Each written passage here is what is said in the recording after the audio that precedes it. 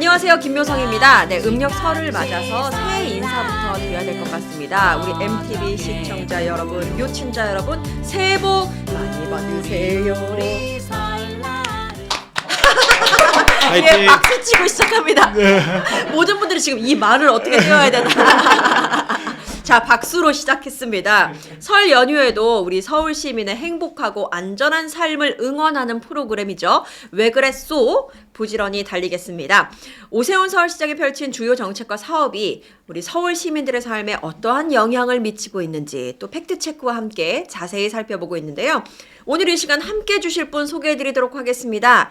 임규호 서울시 의원님 나오셨습니다. 안녕하세요. 안녕하세요. 젊은 중랑 일하는 시의원 임규호 인사드립니다. 아, 반갑습니다. 아우, 이렇게 얌전하게 하세요. 요 저희가 대기 시간에도 말씀을 나눴는데 에너지가 느껴졌었거든요. 감사합니다. 에너지 넘치는 오늘 방송 부탁드립니다. 아유, 물론입니다. 아, 저희 MTV는 처음 나오셨잖아요. 네, MTV. 요 카메라 보시면서 시청자 여러분께 첫 인사 부탁드립니다.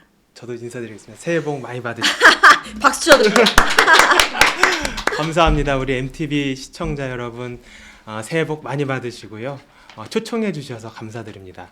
특히나 우리 김묘성 MC님은 네. 유튜브에서는 매체를 통해서 많이 뵀었는데 그러셨구나. 실물을 영접하니까 더없이 영광입니다. 아이고, 제가 영광입니다, 의원님. 훌륭하십니다. 아유, 감사합니다. 우리 그러면 훌륭한 사람들끼리 오늘 잘해보아요. 감사합니다. 열심히 하겠습니다.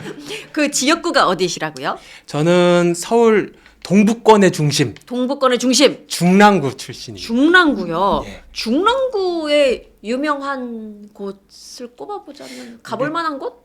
중랑천 중랑천. 주변에 장미 축제가 유명합니다. 장미 축제요? 중랑 장미 축제가 네. 작년만 해도 300만이 찾는 아주 큰 페스티벌을 개최했습니다. 그래요? 그 보통 언제 시즌이 언제죠? 주 시즌은 5월에서 6월경인데요. 너무 좋겠다. 사랑하는 이웃, 친지, 가족분들 다 같이 함께 하시면은 네. 정말 뜻깊은 시간이 될 것이라 확신합니다. 오, 장미 축제 때 그러면 우리 의원님께서도 가서 인사 그럼요. 말씀도 하시고 저희 총출동합니다. 총출동하시는구나. 그럼 제가 대신 부탁을 드리자면 네. 그때 이제 인사를 나누실 때 인사 말씀을 짧게 해주셔라. 그럼요. 저희 지역에 또 네. 그 보유하고 있는 정치인이 아주 훌륭한 분이 계세요. 아, 또 누구 계십니까? 저희가 자랑하는 우리 서울의 영원한 달이 서영교 국회의원과 서영교 의원님 함께하고 계시고, 있는데요. 네. 또 중랑의 아들이라고 불리는 박홍근 의원님. 아, 네. 있습니다. 그래서 쟁쟁하군요. 네, 중랑이 아주 서울을 넘어서 이제 대한민국의 중심으로 나아갈 날이 얼마 남지 않았다고 생각합니다. 그러면 그분들도 장미 축제 오실 때 전부 있나요? 다 오시죠. 전부 다 오시고 그럼요. 그분들도 짧게 네. 인사 부탁드린다. 예. 왜냐하면 요즘 축제가 정말 맞아요. 이렇게 인사하러 오시는 우리 국회의원분들이나 네네네. 시의원님들께서 얼마만큼 인사말을 짧게 하느냐가 그럼요. 그 축제의 네. 성패가 네. 달렸더라고요. 네. 저는 세 마디 하고 내려옵니다. 네네. 세 마디 하고 내려옵니다. 세 마디 뭐라고 하십니까? 어서 오세요. 많이 구경하십시오. 감사합니다. 아, 좋네요. 예. 많은 분들이 마음 놓고 방문하셔도 될 것 같습니다. 작년에 제가 가서 일일이 장미를 세봤더니 100만 송이더라고요. 오, 어떻게 꼭 그걸 놀러 쓰셨어요? 오세요. 많이 아, 네. 볼만한 구경거리들이 있습니다. 진짜 가보고 싶네요. 잘 몰랐었던 것 같아요. 서울시 하면 그 막 명동, 뭐 네네네. 어디 뭐 서울역 예, 이렇게 어떤 그 스팟들이 있잖아요. 네네. 거기만 조금 많이 가봤지 중랑구 쪽에는 많이 안 가봐가지고 네, 한번 놀러 오십시오. 제가 다녔던 서울여대가 어디 있는 거지? 그쪽에 있는 거 아닌가요? 서울여대가 그 경계선에 있습니다. 태릉 쪽. 네네, 그렇죠. 노원과 중랑의 제가 다닌 학교인데 그러니까 많이 익숙하긴 한데 장미 축제가 있는 걸 처음 알아가지고 한번 놀러 오시면 후회 안 하실 겁니다. 꼭 가겠습니다. 감사합니다. 감사합니다. 아니, 그런데 이렇게 장미처럼 아름다운 이야기를 하다가 우리 임규호 의원님의 수식어를 딱 말해야 되는데 보니까 오세훈 저격수 되어 있더라고요. 어떻게 저격을 하셨길래 어떤 분야에서 지금 활동을 하고 계시나요? 시의회에서? 하찮의 말씀이라고 생각하고요. 그냥 제 직분에 충실하게 열심히 할 뿐입니다. 직분에 충실했더니 저격수가 되었다. 현재는 서울시의회 도시계획위원회 부위원장을 하고 있습니다. 너무 중요한데요? 도시계획위원회요? 예, 그 큰 화두라고 한다면 이제 우리 서울시 전역에서 이루어지고 있는 재개발 재건축 이런 것들을 기획 수립하는 일들을 하고 있고요. 제일 핫하다. 근데 조금 큰 관점에서 보면 균형 발전, 우리가 강남북 균형 발전, 강북 내 균형 발전 이런 말씀 네. 참 많이 들으시잖아요. 그래서 이제 그 일들을 25개 자치구를 권역별로 묶어서 네. 권역별 발전 계획을 수립하고 그것을 자치구에서 잘 이행할 수 있게끔 네. 뭐 주택 공급 개발이라든지 아니면은 교통망 확충이라든지 SOC 같은 사회 네. 기반 시설이라든지 이런 음. 거를 좀 그 정립해 나가는 그런 맞아요. 일들을 밑그림 작업해 나가고 있습니다. 네. 우리가 균형 발전, 뭐 균형 개발 이런 말을 많이 하는데 우리가 네네. 전 국토를 지금 그렇게 보고 있는데 그렇죠, 그렇죠. 역시나 서울시부터 그리고 각 그 자치단체부터 그렇죠. 우리가 균형적인 발전을 모색을 해야 된다라는 생각을 맞습니다. 해보게 되는데요. 지금 저희가 이제 뭐 여야를 가리지 않고 하는 말들은 이 모든 자치구가 강남이 될 수는 없으니 맞아요. 각 지역 자치구의 특성과 환경에 맞게 네. 그 개성 있는 개발을 해나가자 이런데 좀 맞습니다. 이야기를 모아가고 있고요. 그런 것들을 서울시가 그 곳곳에 신성장 프로젝트라고 좀 이름을 붙여서 네. 지정을 해나가고 그거를 하나의 그 발전 전략으로 모멘텀을 네. 삼을 수 있도록 그렇게 네. 하고 있습니다. 아 근데 진짜 맞는 말씀이신데 개성 있는 개발을 하는 게 보통 어려운 게 아닌 것 같아요. 어렵죠, 어렵죠. 그냥 쉽게 생각했을 때 아유 사람 사는데 다 거의 비슷비슷하지 네, 라는 네, 생각을 갖다 네. 보니까 그 안에서 어떻게 특색 있는 것을 찾을 수 있을까 네, 혹시나 억지스럽게 되지는 않을까 이런 걱정들도 있는 것 같고 네. 거기서 되게 부딪히는 면들이 있을 것 같아요. 많습니다. 그래서 네. 이제 각자가 가진 스타일들도 뚜렷하고 네. 이제 갖고 있는 생각 자체가 천차만별이지 않습니까? 맞아요. 그래서 그거를 얼마만큼 대중성 있게 잘 풀어가느냐 네. 이게 핵심인 것 같고요. 이제 그것이 기반이 될 수 있는 것들은 현재 많이 이슈가 되고 있는 재개발, 주택 정비가 될 것 네. 같아요. 그래서 그런 것들이 얼마만큼 잘 융화롭게 이루어지고 있는지 그거를 이제 체크하는 게 가장 큰 포인트인 걸로 생각됩니다. 저희가 이제 재개발 문제에 대해서 쭉 자세하게 살펴보긴 할 텐데 네. 일단 오세훈 시장과 함께 지금 일을 하고 있는 거잖아요. 시의원님으로서 활동하시면서 오세훈 시장은 정치인으로서 행정가로서 어떠한 사람이다 혹시 규정할 수 있을까요? 제가 이제 한 4년 정도 봐오지 않았겠습니까? 그럼 알 수 있죠. 그 좀 한마디로 평가를 하자면 네. 참 가과이다. 가과이다. 왜요? 그 정말 그 오만과 독선의 대명사. 네. 불통의 아이콘. 불통 오만 난리 났네요. 그렇죠. 그 무슨 생각을 갖고 자기가 해야 되겠다라고 마음을 먹으면 네. 행정 절차 같은 거는 안중에도 없이 그냥 무대로 밀어붙이기를 하는 게 습관화돼 있습니다. 근데 그러려면 그런 그 동력이 있어야 되잖아요. 이렇게 막 독재적으로 한다, 뭐 불통이다, 그리고 오만하다라는 데는 뭔가 믿는 구석이 있어야 그렇게 할 텐데 뭘 믿고 있길래 그렇게 할까요? 결국에는 서울시 의회의 일인데요. 아. 그 모든 예산을 집행할 때 의회를 거쳐가게끔 돼 있습니다. 네. 근데 현재 그 112석에 해당하는 서울시 의원 의석수 중에 네. 민주당이 34석이고 예. 나머지는 전부 국힘이다 보니까 저희가 3분의 1도 안 되거든요. 그러다 보니 뭐 이제 우리가 뭐 필리버스터를 할 만한 의석수도 되지 못하고 네. 그 끌려다니면서 오세훈의 그 정치적 야심과 야욕과 예. 그런 권력 남용 행태를 네. 그냥 목도해야 되는 현실이 너무나 안타까운 거죠. 근데 참 그 반대로 생각하자면 국힘의원들이 그 서울시에 있는 국힘의원들이 오세훈 서울시장 진짜 적극 돕나 봐요. 적극 돕죠. 적극 돕고. 하나같이 적극 돕죠. 네. 그 모든 뒤치거리를 시의원들이 다 해주는 격입니다.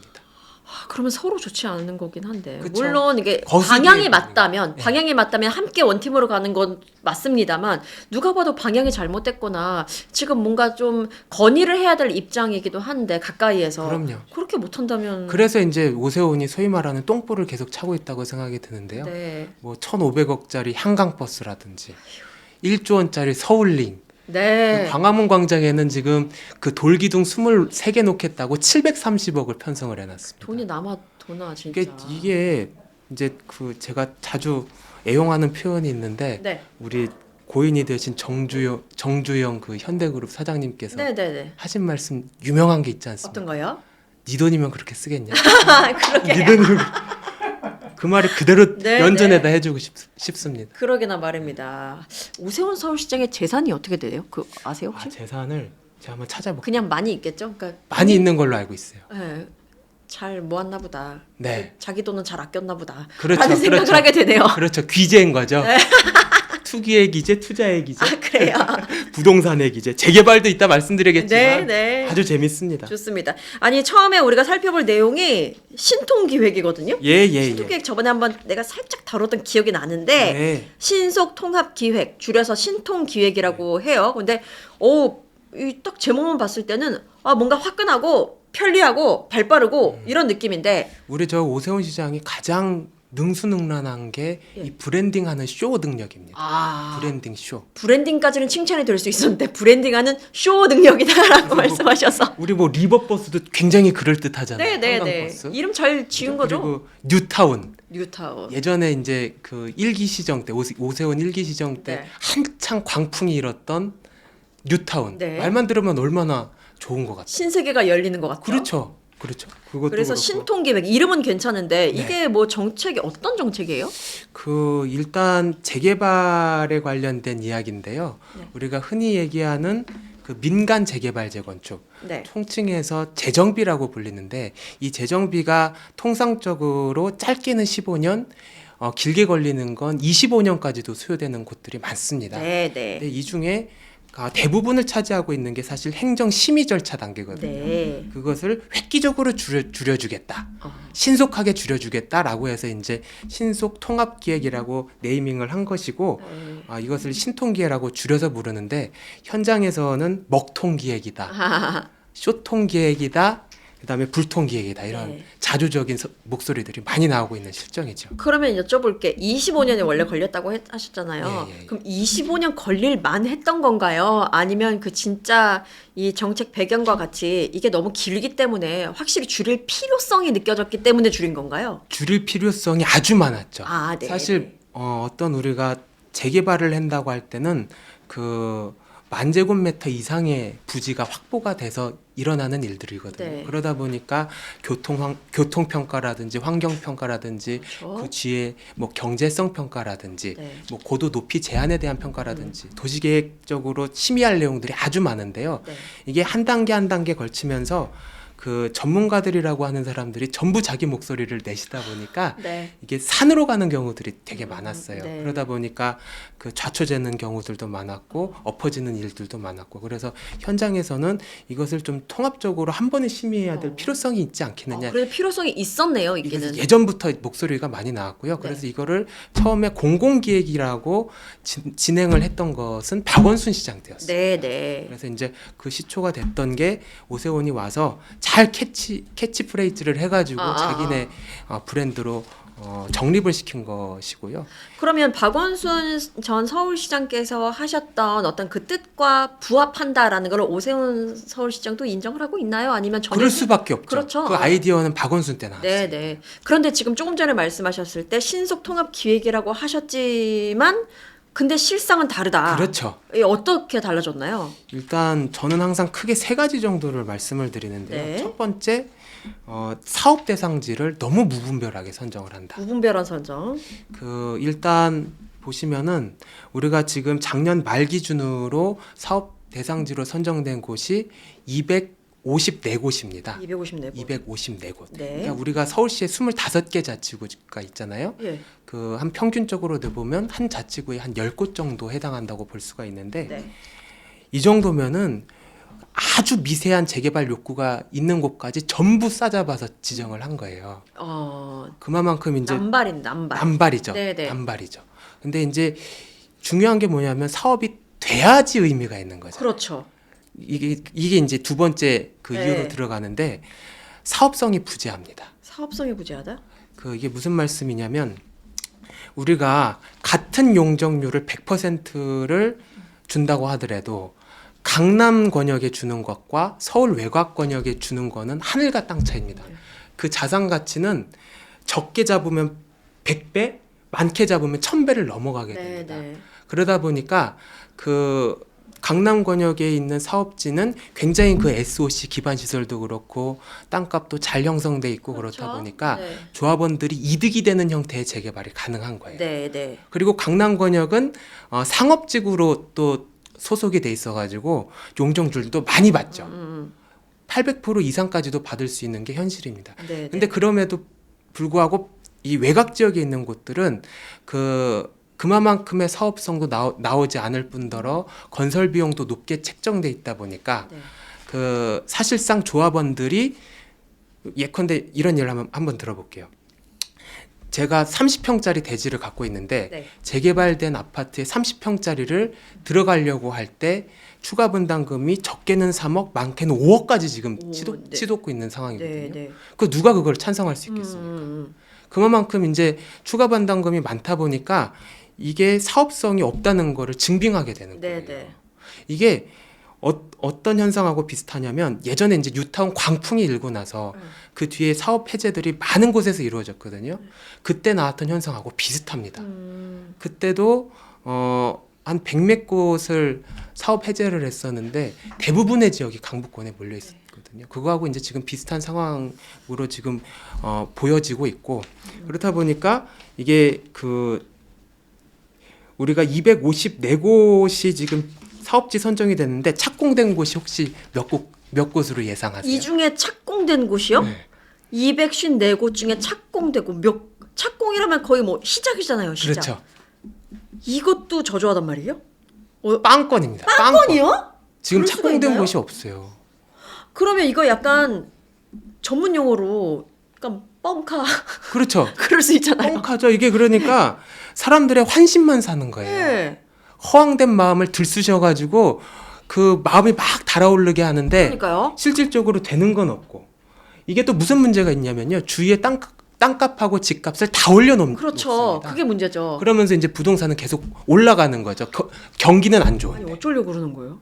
이게 참 그 악순환의 연속이 될 아니 수밖에 없는 그러면서 실정인 이게 거죠. 서울 집값 뭐 못 잡고 뭐 이런 거에 대해서 정보 탓만 하고 있잖아요. 지금 오세훈 서울시장이. 아주 건방진태. 아 네. 저는 그렇게 봅니다. 네. 그래서 지금 그 착공된 곳은 없고요. 사업 시행 인가 단계. 그러니까 이 네. 사업 시행 인가라고 하는 것은 이제 행정 절차가 마무리되고 네.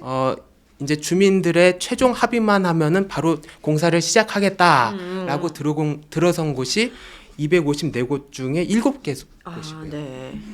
그 조합 설립도 안 된 곳이 225곳입니다. 근데 어떤 근거로 그렇게? 그 이유가 이제 그 세 번째 이유로 좀 귀속이 되는데 네.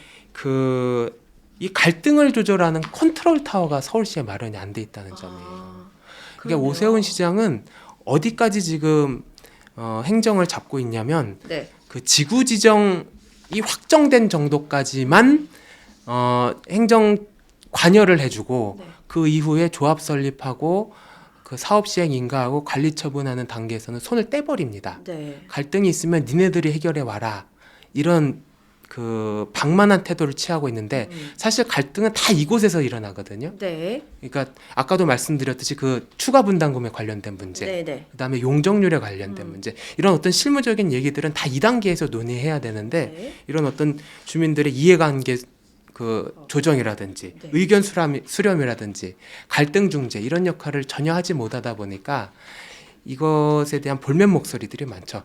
그러면 지난해 9월에 신속 통합 기획 2.0을 발표했는데 이거는 뭐 달라진 점이 있나요? 그것도 그 조금 더 공공 지원을 통해서 갈등을 해결해 보겠다 이런 그 말 좋은 이야기들은 한 네, 것인데요. 네, 네. 사실상 별다른 것도 없고요.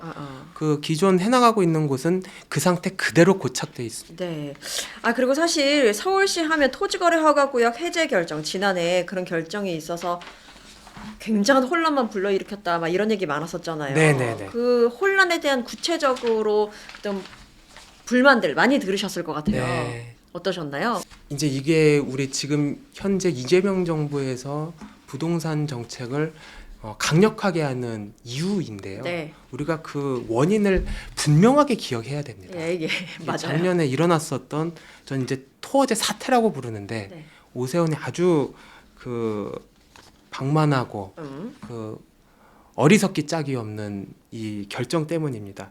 작년 2월경이었을까요? 작년 2월경에 오세훈 시장이 토어제를 해제하겠다고 발표를 하고 나서 사실 전문가들도 전부 만류를 했죠. 네. 그럼에도 불구하고 자의적으로 실시를 네. 합니다. 네. 근데 불과 5주 만에 번복을 하게 정말 됩니다. 그때 진짜 난리가 났었죠. 난리가 났었어요. 네네. 그야말로 현실이라고 생각하는 사람들이 많았어요. 그야말로 혼돈의 도가니 네. 패닉 상황이었죠. 이렇게 호떡도 이렇게는 안 뒤집겠다. 그렇죠. 그런 얘기가 나왔었어요. 파장이 엄청났고 네.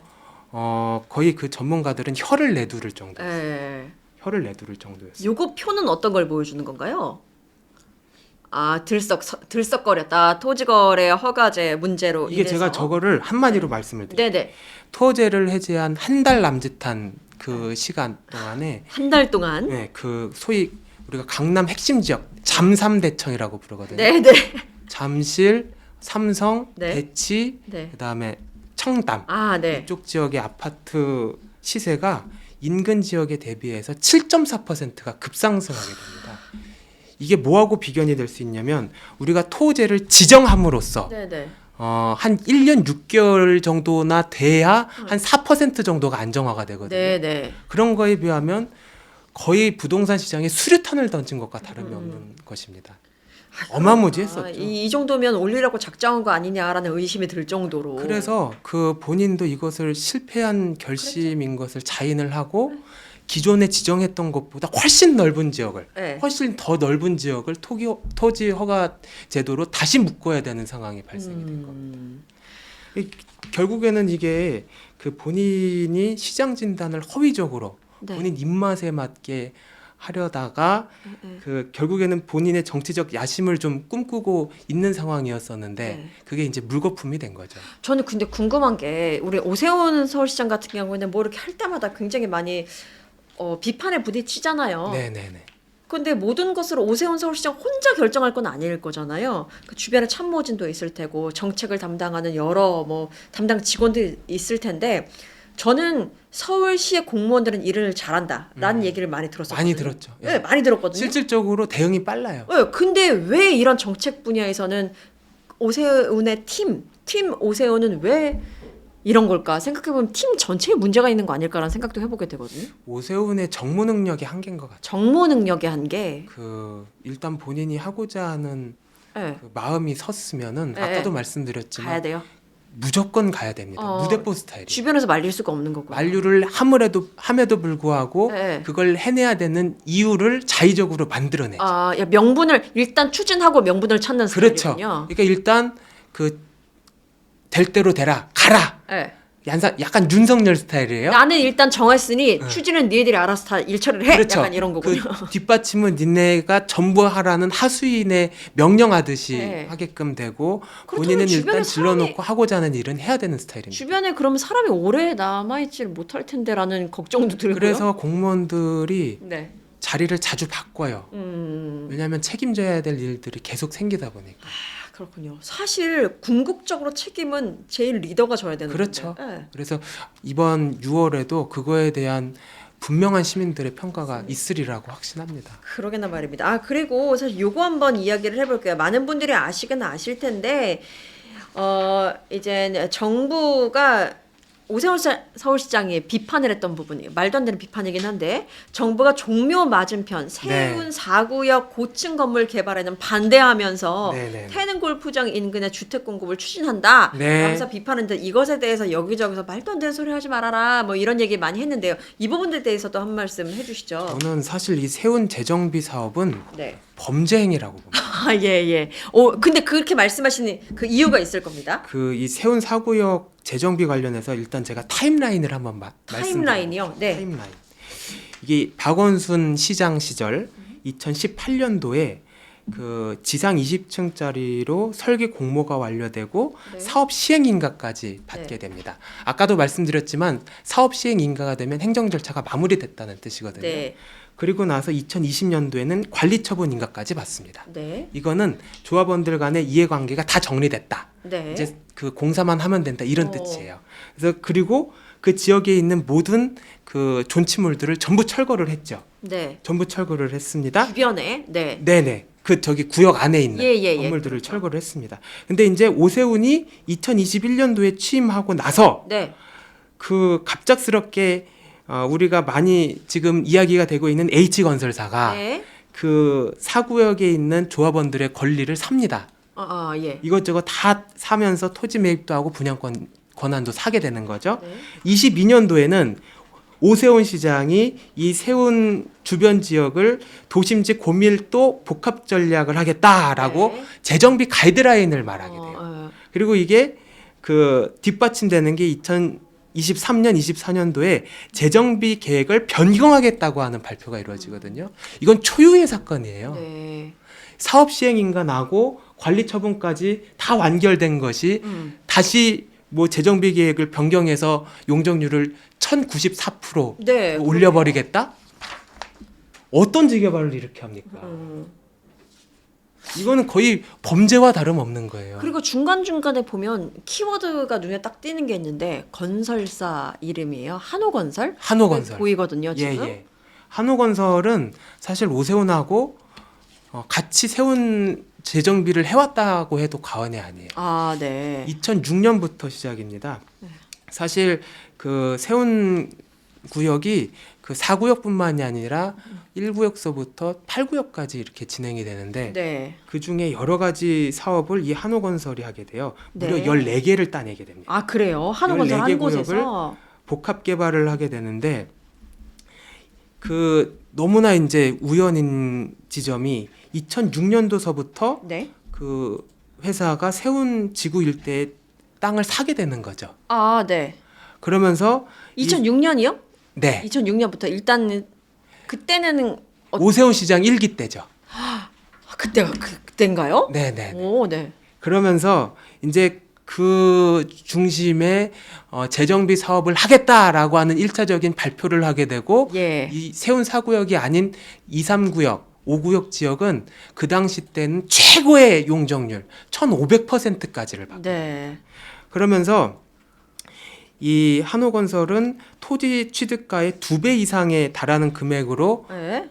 분양을 하게 되고 전부 자기의 개발 이익으로 네. 가져가게 된 거죠. 아, 전부를 가져갈 수 있었나 봐요, 그때? 그건 이제 사실 그 4구역은 네. 이 시행사 역할을 SH가 하게 돼서 네. 그나마 공공성이 좀 보장된 형태고 네, 네, 네.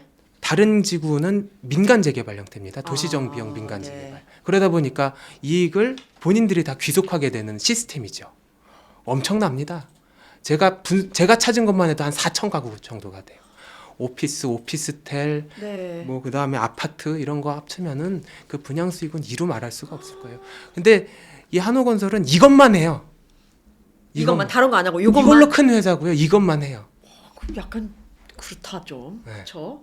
왜 이렇게 의심이 된다라고 말씀하시는지 알겠네요. 그래서 저는 솔직히 이건 범죄행위라고 보고 수사가 필요하다고 보고. 수사가 필요하다고 봅니다. 이게 뭔가 알아보면 파헤쳐 보면 뭔가 많은 것들이 나올 것 같다. 그래서 말씀이시죠. 그 오세훈이 임명했던 SH 네. 김원동 사장이라고 하는 사람이 있는데 그 사람이 뭐라고 얘기를 했었냐면 예전에 이 수천억의 폭리를 취하는 세운 주상복합 개발은 네. 중단되어야 된다. 오. 공영 개발이 필요하다. 오. 이런 얘기를 해요. 오세훈이 세운 사람도 네. 그렇게. 이거는 정말 우리가 다시 원점으로부터 검토를 해야 되는 사안이라고 봅니다. 4구역뿐만이 아니라 전부 전수조사를 해야 돼요. 그렇군요. 얼마나 말이 안 되면 그런 얘기가 나왔을까요? 그럼요. 네. 아, 근데 지금 이렇게 쭉 말씀을 하신 걸 들으니까 이게 지금 오세훈이 3연임을 한 사람인데 도대체 무엇을 읽어왔는가라는 의문이나 답답함이 들거든요. 네. 뭐 이렇게 평가를 해보신다면 어떨까요? 아까 전에 뭐 오만이라고 말씀하시기도 했는데 가관이다라고 말씀하셨는데 어찌됐든 간에 뭐 다시 투표하기 전까지는 그래도 서울시장이잖아요. 그렇죠. 그래도 그때까지는 뭔가 사고가 벌어지면 안 되잖아요. 가만히만 있어. 일을 벌리지 마라 더 이상. 근데 가만히 있지 않을 것 같은데. 그 자기가 할 수 있는 건 다 하겠죠. 네. 그 제가 요거 한 번만 네네네. 말씀드리고 이제 마무리 짓고 싶은데요. 그 오세훈이 툭하면 나와서 예. 주택 얘기합니다. 맞아요. 맨날 주택 그 얘기하고 정부 재개발이 때리면서. 어쩌고 재건축이 어쩌고 이런 얘기하는데 이걸 우리가 분명하게 기억해야 돼요. 주택 실적 네. 박원순 시장과 오세훈 시장의 차이 아, 네. 비교가 가능하군요. 비교가 갑니다. 네. 제가 그 오세훈 1기, 2기 오세훈 1기가 2006년서부터 11년도까지고요. 2기가 21년도서부터 24년까지입니다. 네네. 그리고 박원순 시장의 재임 기간은 2012년도서부터 20년까지인데요.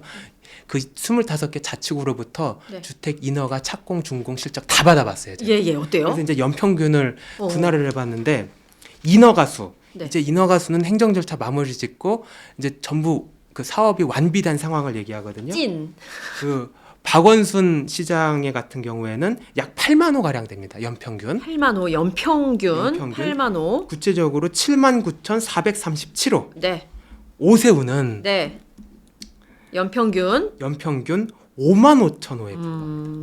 5,843호. 70%의 뚜렷하게 몇개 차이가 안 나요. 나네요. 뚜렷하게 차이가 나요. 그리고 목소리는 더 말만 심하게 떵떵거리는 거예요. 네. 근데 이게 착공 실적은 더 큰 격차가 나요. 네. 박원순 시장 같은 경우에는 이 인허가가 그대로 옵니다. 한 8만 호 수준이 돼요. 아, 그래요.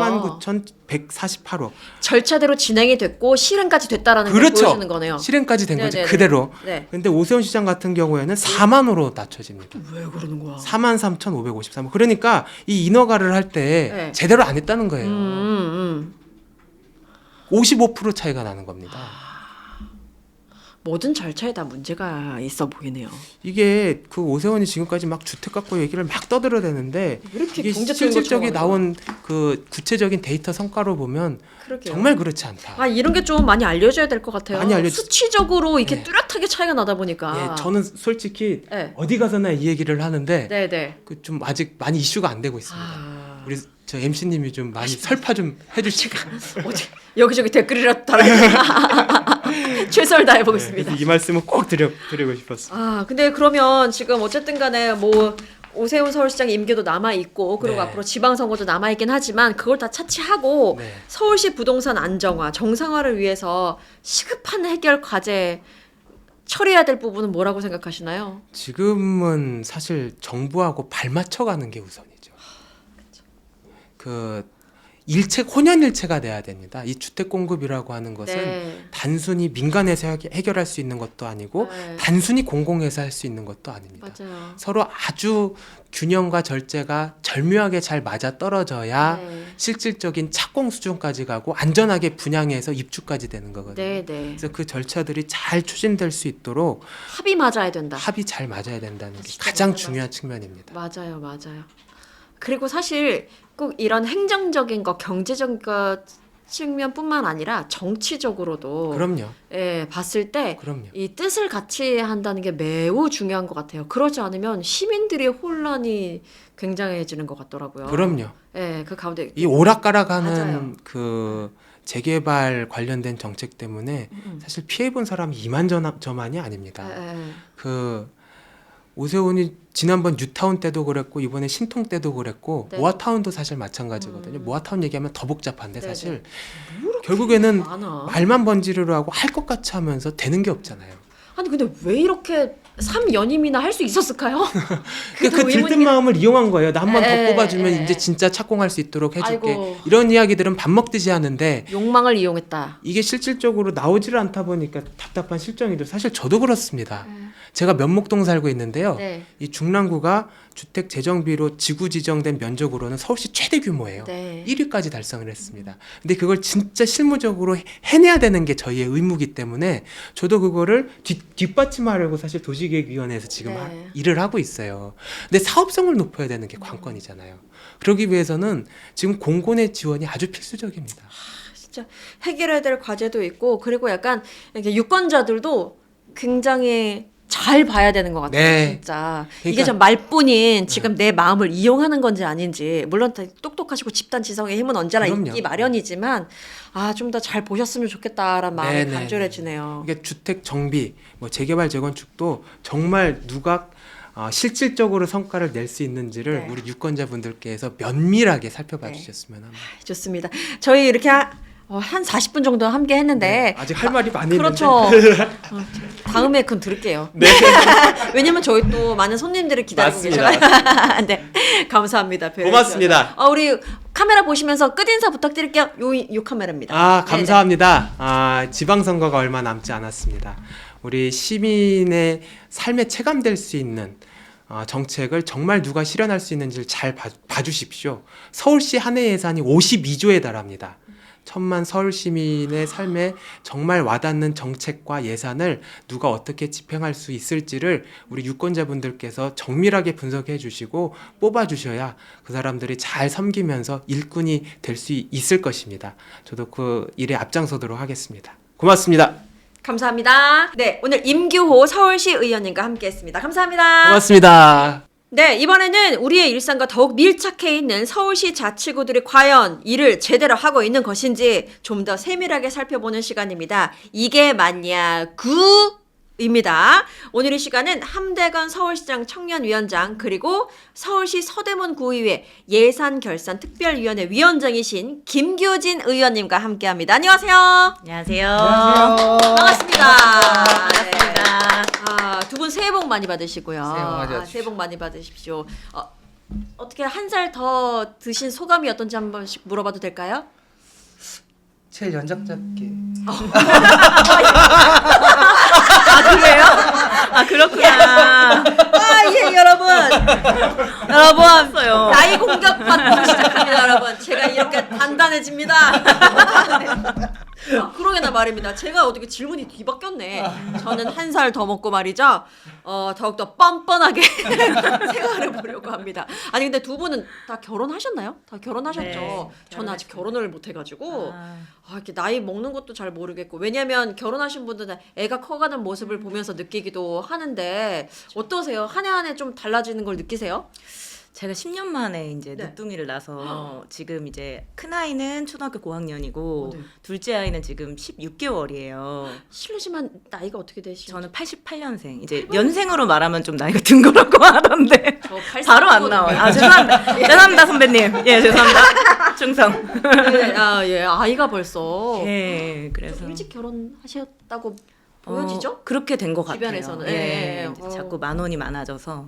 네, 그러시구나. 우리 위원장님은 어떠세요? 저도 6살 딸 키우고 있는데요. 결혼 일찍 하셨나 보다. 32? 네, 32 있어요. 정치 하시는 분들은 원래 좀 다 결혼을 일찍 하시는 편이신가요? 결혼할 진짜 때 왜 정치하셨어요? 아니요. 안 하셨죠? 네. 네, 결혼할 땐 정치 안 정치하기 하고 전에 결혼하신 거예요? 네. 그렇구나. 전좀 왜 결혼 얘기하니까 왜 갑자기 그렇게 결혼하셨어요? 난리가 났었죠. 결혼. 난리가 났다고요? 왜요? 나를 잡아놓고 퇴사해서 총선 캠프 오, 결혼식 다음 날부터 총선 캠프 출근해가지고 신혼여행도 미루시고 이건 좀 세네. 나라를 생각해서 네, 대의를 위하여.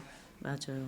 저도 출마한 거 시댁에 말씀 안 드리고 출마하다가 근데 저희 고모님을 만나 뵈가지고 고모님을 그냥 예. 선거 운동하시다가요? 저희 알고 보니까 저희 자치구에 사시는 거예요. 그래서 너 이거 알바 아니? 이렇게 물어보시는데 제가 출마를 해요. 이랬더니 어머니한테 말씀하지 마세요.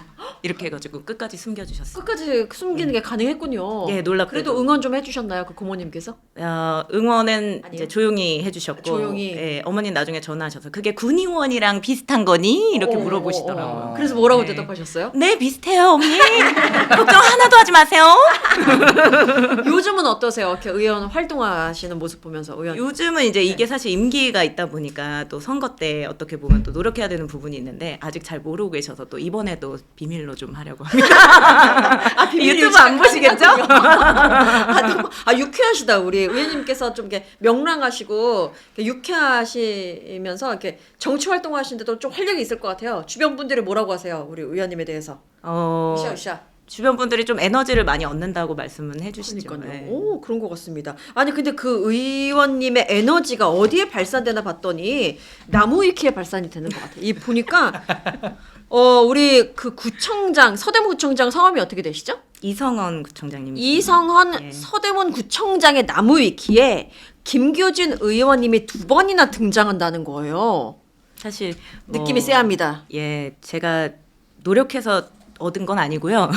예. 살다 보니 예, 살다 보니 한 번은 이제 이성원 구청장님께서 저를 언급을 해주셨는데 그게 좀 일대 파장을 일으켜서 조금 이게 위키피디아에 누가 써주셨더라고요. 그래서 그리고 이제 두 번째는 제가 이제 2024년 결산을 하면서 이제 네. 농구단에 대해서 여러 가지 부분을 좀 지적하다 보니까 그 부분이 조금 언론을 타서 나무위키에 들어간 것 같습니다. 아니 제가 잘 내용 모르고 사실 나무위키에 2번 등장한다. 와 이게 무슨 일이지? 라고 딱 보니까 좀 놀랐어요.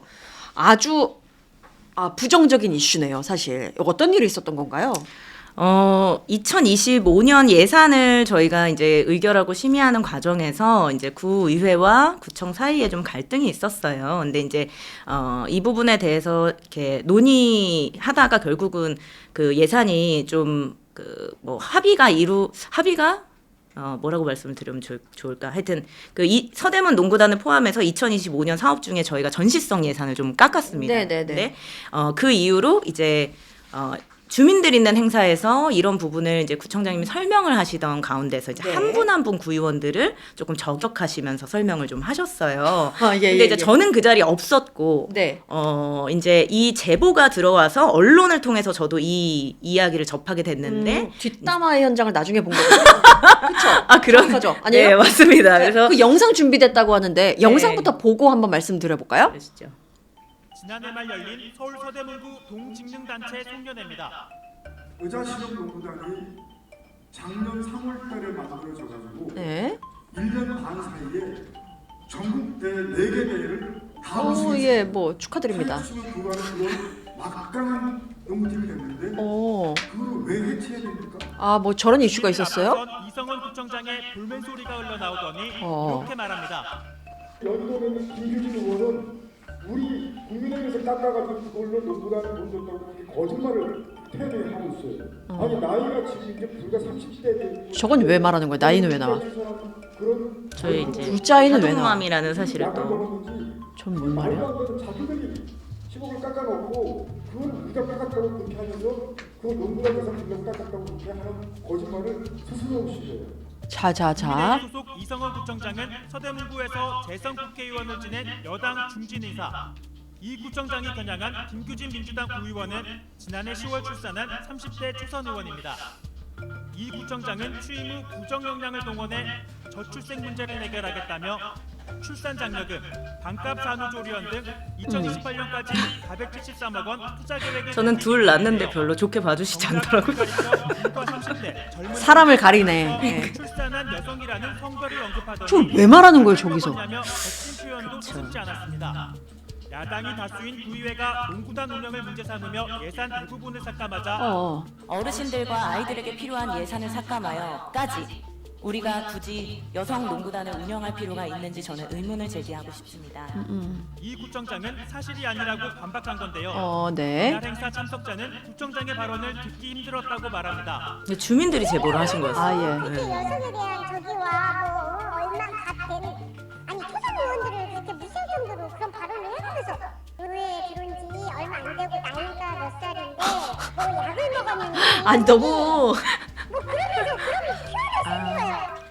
여성 의원은 비아하시게 그런 발언을 하셨는데 좀 젠더 감수성이 좀 떨어졌다는 느낌을 좀 받기는 했고 감정적인 발언을 쏟아내시면서 결국엔 갈라치기를 아니 그래요. 뭐 뒤에는 진짜 뭐 조금 있다가 하나씩 이렇게 회 썰듯이 한번 떠보기로 하고 그 앞에 그 예산 문제에 있어서 뭐 국민의힘 뭐 10억이 어쩌고 뭐 이런 얘기가 나왔잖아요. 일단 뭐 네. 사실관계부터 한번 볼까요?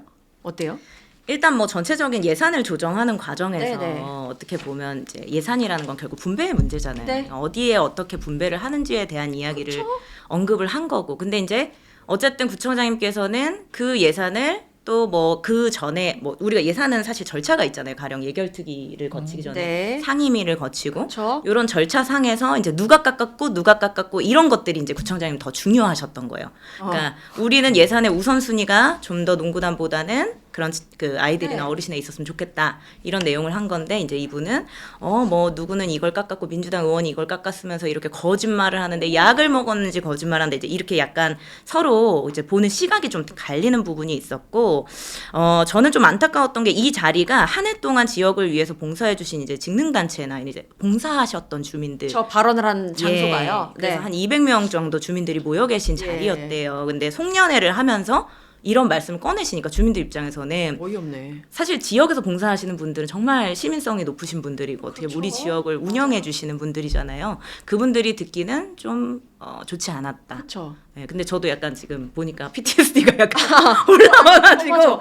아니, 예. 근데 누가 그 질문을 해서 얘기한 거예요? 구청장이? 아니요, 그냥 이제 굉장히 핵심을 찌르는 예. 질문이었어요. 심지어 이게 이틀 동안 행사가 있었나 그랬는데 매번 이런 얘기를 계속 하시고 저희가 신년회 때도 이런 얘기를 하시고 맺힌 게 있구만. 예. 그래서 아무래도 이제 그 농구단 예산이 좀 그분한테는 이제 중요한 예산이 아니었나라고 저희가 이제 추정을 합니다. 아니 사실 예산에 있어서 뭐 나는 지금 여기에 쓰고 싶은데 의원들이 맡고 있다라는 불만이 있을 수 있죠. 그러면 그거는 토의를 통해서 수기 과정을 통해서 조절해 나가는 것이 행정이고 정치인데 그게 아니라 그런 거 쑥 잘라먹고 아니 나이도 얼마 안 먹은 둘째 아이를 출산한 누구 뭐 구의원이 약을 먹었는지 이랬다라고 비판하는 거는 너무 이건 수준 이하죠.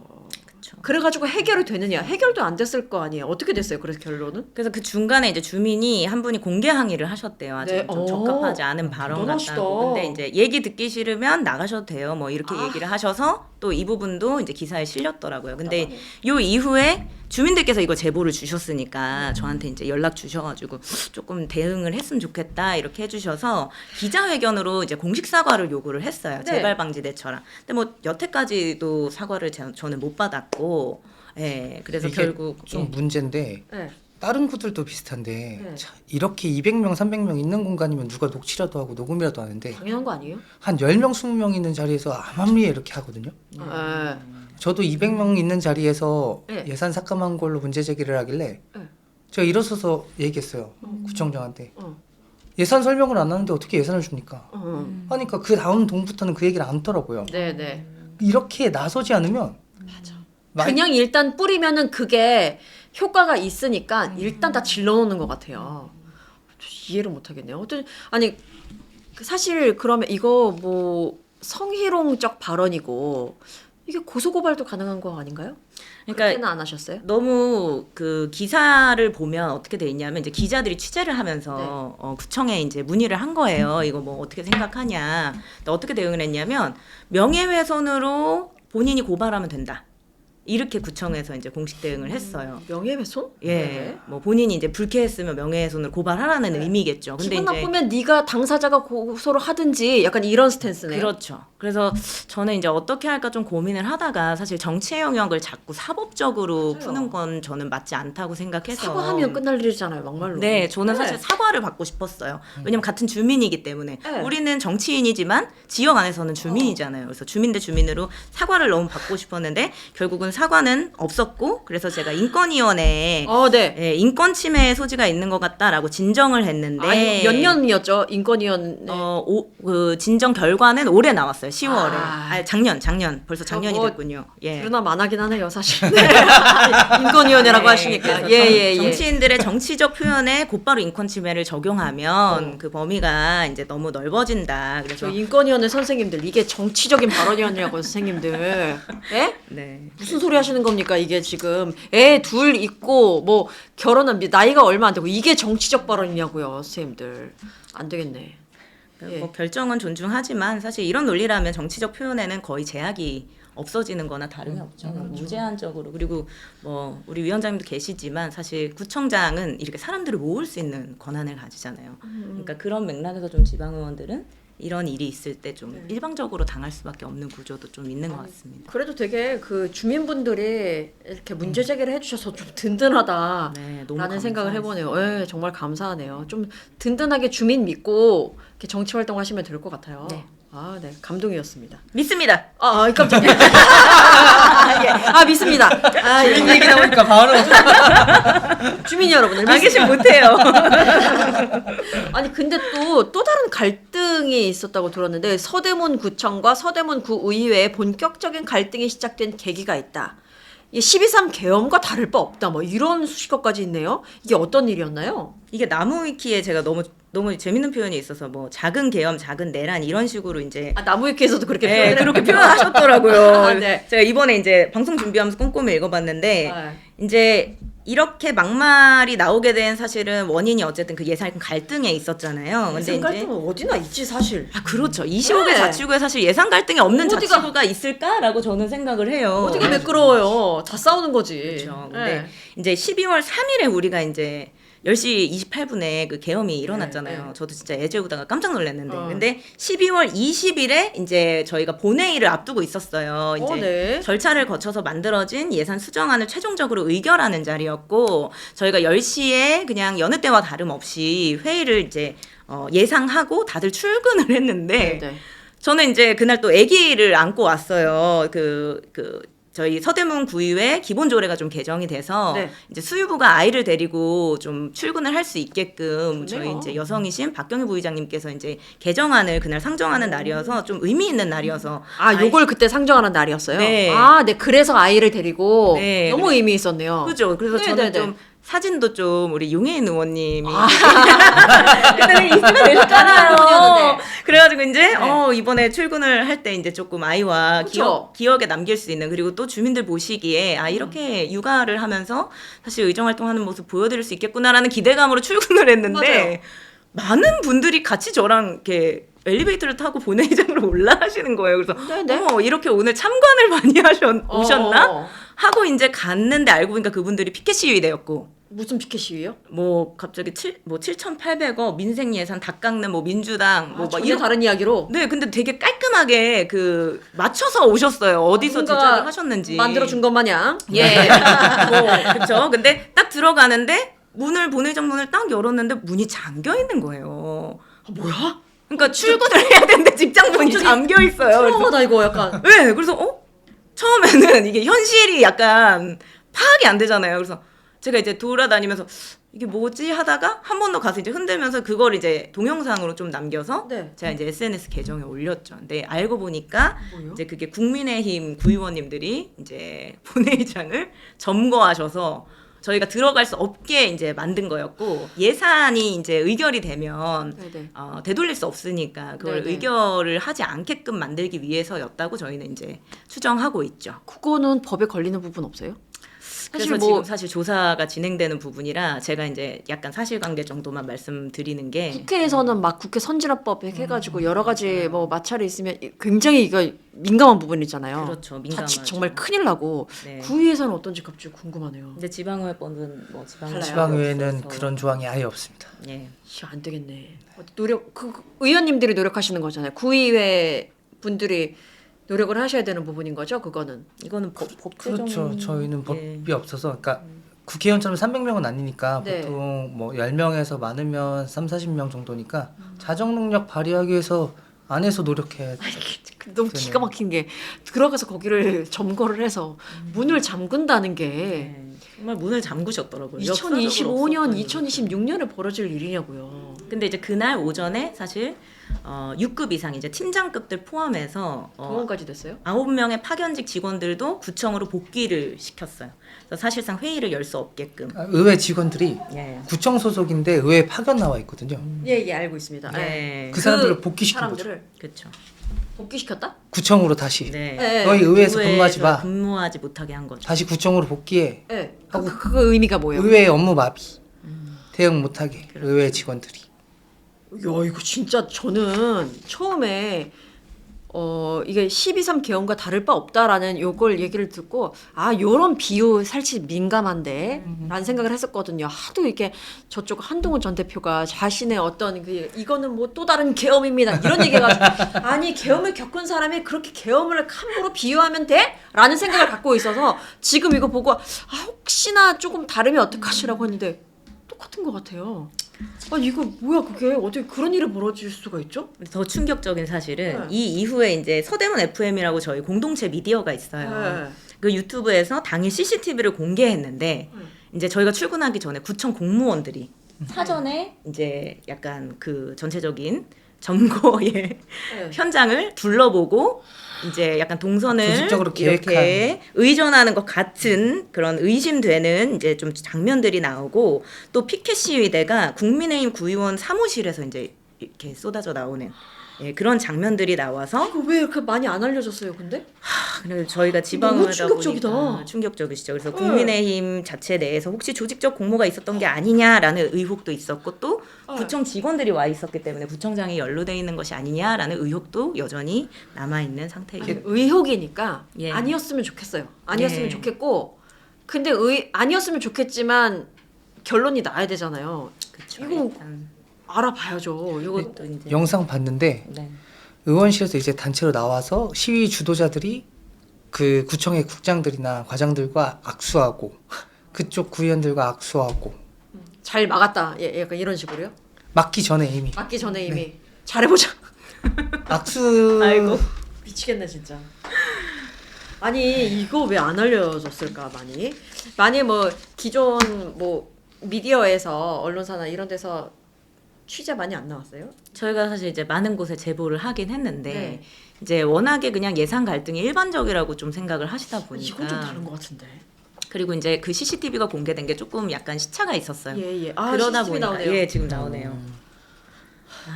역시나 이제 저의 충격이 다시 올라오는 오늘 충격적인 영상들을 다시 보니까 힘드네요. 네. 아, 이런 일이 아니 사실 뭐 예산 갈등 심하죠. 심하고 서로 막 누구 집 앞에서 기다리기도 하고 뭐 서로 그런 게 있죠. 그런데 아니 이렇게 전 너무 충격적이어가지고 네. 그리고 이제 시기가 이게 3일에 이미 계엄으로 사실 네. 국가적으로 문제가 되게 커지는 상황에서 20일에 사실 이런 사건이 나왔다는 것 자체가 약간 좀 틈탄 것 같기도 해요. 네, 연동돼 있다는 좀 느낌도 있죠. 아니 그러니까 되게 좀 아쉽고 좀 가슴 아픈 부분이 이게 12.3 불법 계엄 때 시민들은 다 불법 계엄인 걸 알았잖아요. 예. 근데 12월 20일이라고 보면 그때까지도 이 계엄이 비상 계엄이 내란이 맞아라고 자기들끼리 의견을 분분하던 시기예요. 누가 봐도 불법 계엄인 게 맞는데 자기들끼리 주장을 막 하고 어디서도 힘 있는 데서 제대로 의견 표명을 안 해주니까 불법 계엄이 아니라고 생각하는 사람들이 이렇게 기세 등등해서 똑같이 행동한 게 아닌가라는 생각도 해보게 되거든요. 네. 아 너무 열받네. 아 이거 진짜 좀 잘 알려줬으면 좋겠습니다. 보통은 저렇게까지는 잘 안 하거든요. 그럼요. 네. 좋아 보이네요 저기 안에. 서대문구회가 사실 선진 시설로 견학을 많이 옵니다. 아 그래요? 네. 역시 되게 좋아 보여가지고 저 모니터도 좋아 보이고. 저 좋은 곳에 이제 시위대가 가득 그러니까요. 차서 아, 열심히 일하셔야겠어요. 예. 근데 농구단 이야기로 다시 한번 가보면 농구를 좋아하시는 분들, 특히 여자 농구 좋아하시는 분들은 의원님의 주장에 약간 서운할 수도 있겠다라는 생각이 들거든요. 아까 전에 그 문제 발언 전에 구청장이 한 말은 그래도 우리 몇 번이나 우승하고 이렇게 지역을 살렸는데 왜 없애려고 하냐라는 거에 마음이 가시는 분들도 있을 것 같아요. 근데 이거 좀 짚고 가야 될 것 같은데 농구팀이 내 팀이라는 소리가 있던데. 내 팀이요? 네, 지금은 좀 늘어났는데 그것도 뭐야? 2024년 기준으로 전국의 이제 여성 직장운동 경기부가 이제 네 팀이었었고 저희가 그 네 팀 중에 이제 우승을 해서 카퍼레이드를 했어요. 예. 전체 그 농구 팀 자체가 네 네 팀이고 팀. 그 네 팀 네. 중에서 우승을 했다. 그 당시에 지금은 아마 조금 더 개수가 늘어난 걸로 제가 알고 있어요. 예. 네. 그러니까 그 우승에 있어서 물론 축하할 만한 일이긴 하지만 그렇게 큰 의미를 부여할 거는 조금 민망할 수 있다. 그러니까 못했다는 게 아니라 잘하셨습니다. 그리고 근데 우승을 해서 카퍼레이드는 조금. 2024년이 이제 근데 카도 좋은 카가 아닌 것 같아요. 죄송하지만. 네, 조금 470만 원 정도 저희 이제 행사에 들은 걸로 예, 제가 예, 이렇게 보고를 선거 쳐봤네. 받았고 그리고 이제 너무 기쁘시니까 현수막도 굉장히 많이 달아주셨어요. 그래서 아, 2024년에는 이제 보니까 2024년, 2025년 합산해서 지금 1,800만 원어치 네. 그 현수막을 또 다셨더라고요. 그래서 이런 부분들 좀 지적이 현수막만 1,800만 원어치요? 현수막 1800 들기 어렵죠. 네, 좀 몇 개를 달아야 되는 쉽진 거예요? 않아요. 180장? 예, 180장? 쉽진 않습니다. 이거 농구 이거 관련해 가지고 1,800만 원 들었다고요? 네, 말도 네. 혼나오네 지금. 이제 뭐 여러 가지 대회에 우승할 때마다 이제 많이 붙이셨어요. 왜 이렇게 농구를 사랑하신 거예요? 그러니까 구단주가 굉장히 진심이신 거죠 이 운동에. 네, 뭐 네. 그러면 그 발전을 시켜야죠. 네. 발전시키는데 이젠 정도껏 해야 돼. 그래서 사실 이제 제가 지역에서 이제 네. 예전에 이런 프로팀 감독하셨던 분들이나 네, 네. 이 농구를 사랑하시는 분들이 저한테 연락을 많이 주셨어요. 근데 네. 제가 이제 설명을 하고 나면 이제 납득을 하시는 게 뭐냐면 제가 항상 이렇게 여쭤요. 보통 농구단을 운영할 때 구단주의 역할이 뭡니까? 장기적으로 선수들이 안정적으로 그럼요. 사실 그 지원을 받으면서 경기에 뛸 수 있게끔 돕는 게 이제 구단주의 역할인데 그게 진짜 농구를 사랑하는 사람인 거죠. 맞습니다. 근데 2023년 사실 창단 시부터도 이 농구단은 이 예산을 어떻게 확보할 것이냐에 대해서 구유에 굉장히 많은 질의를 받았고 심지어 아직도 조례가 없습니다. 조례가 없어요? 네, 조례 없어요. 그래서 자체 기준으로 지금 운영이 되고 있는데 자체 기준으로 운영을 하면서도 이제 작년 제가 2024년 결산 과정에서 확인한 바로는 이제 너무 잘하잖아요. 막 현수막 많이 붙일 정도로 이제 너무 잘하니까 너무 신났지. 포상금을 당초에 이제 예산 책정이 한 2천만 원 정도만 되어 있었는데 최종으로는 한 1억 2천만 원 정도를 지급을 했어요. 근데 아니. 놀랍게도 이 중에 6천만 원은 우리 구청이 서대문 직장운동경기부 운영 및 관리 지침이라고 자체적으로 가지고 있는 그 기준을 셀프로 위반하면서 위반을 셀프 위반하면서. 네, 더 아니 줍니다. 그러면 이때 이거 줬을 때 예. 돈을 줬을 때 그때 내 팀 중에 우승한 거였어요? 그때 이제 내 팀 등에 우승한 것도 포함돼 있었고 또 여러 가지를 했을 개에서 때. 우승을 했어요. 예. 근데 이제 뭐 이런 부분이 조금 이제 절차적으로 위반 소지가 있다고 저희가 지적을 했었고 보시면 아시겠지만 그 맨 처음에 창단할 때 어떤 문제가 있었냐면 훈련 시설이 없다. 우리 구에 농구장이 이제 운영될 만큼 좋은 농구장이 없는데 어떻게 이제 훈련할 거냐. 근데 사실 지금 보시면 시에서 받은 돈이랑 구에서 받은 돈 다 합쳐서 지금 34억 정도가 3년 동안 쓰였어요. 네. 심지어 이제 2025년도 예산은 저희가 구비를 네. 이제 삭감을 하면서 이제는 좀 해단까지도 네. 고려해라. 사실 이렇게 지적을 한 부분이 있었는데 그럼에도 불구하고 34억 원이면 차라리 농구장을 닦는 게 더 좋지 않았을까. 아니 뭐 생각의 전환을 해본다면 네. 저렇게 작은 그 인프라가 좋지 않은 상황에서도 선수층이 두껍지 않은 상황에서도 우승을 했을 때 보상을 제대로 받는다. 그러니까 여자 농구에 관심 많이 가져주세요. 그러면서 농구팀이 늘어나는 계기, 농구를 하고자 하는 사람들이 늘어난다면 좋은 방향이 될 수도 있을 것 같아요. 그렇죠. 그렇게도 볼 수 있을 것 저희가 같아요. 너무 원하는 네. 방향이에요. 그러면 저렇게 보상 잘해주는 거 이해할 수도 있단 말이에요. 근데 그러려면 서로 소통이 필요하다는 거지. 맞습니다. 근데 소통을 하지 않고 둘째 아이 낳은 나이가 어린 이렇게 화법이 가버리니까 예. 전혀 여지가 없는 거야. 소통의 여지가 없는 거지. 사실 뭐 그래요. 진짜 저 농구 좋아하는 사람으로서 보상도 해주고 그렇게 열악한 환경에서도 그래 이렇게 좀 활성화되기 위해서 시가 도와준다라고 하면 구가 도와준다라고 하면 너무 좋을 일일 것 같아요. 근데 제발 소통을 했으면 좋겠다. 아니 그리고 이게 정책 수기 과정이 너무 없는 것 같아요. 네. 사실 주민들 입장에선 왜 여자 농구인지에 대해서도 의구심이 많을 거거든요. 네. 그렇죠. 이게 맞아요. 예를 들어서 보통 구마다 특화된 운동 종목들이 있어요. 네. 그러니까 뭐 어떤 구는 야구가 유명하고 어떤 구는 뭐 축구가 유명한 학교들이 있고 그렇죠. 이런 것들을 좀 고려해서 해야 되는데 제가 알기로 서대문에는 여자 농구 관련된 시설이 없거든요. 그래서 농구 시설이 잘 없는. 네, 시설과 농구 선수단도 시설도 좀 없고. 부족하고. 이게 이제 저는 이제 그 금천 탁구단 사례를 좀 분석을 오, 하면서 이제 거기는 처음에 민간 후원으로 먼저 이렇게 시작이 돼서 네. 그 초중등 이렇게 학교 안에 탁구장을 만드는 그런 단위로 시작을 해서 이제 그 친구들이 나중에 프로에서 떨어졌을 때 프로로 가지 못했을 때 이제 구에서 이렇게 영입을 할 수 있게끔 그렇게 구조를 만들었더라고요. 그래서 혹시나 해서 제가 그 교육지원과 통해서 이제 학교운동부 중에 여성농구단이 있는지 그때 2024년에 확인을 했어요. 네.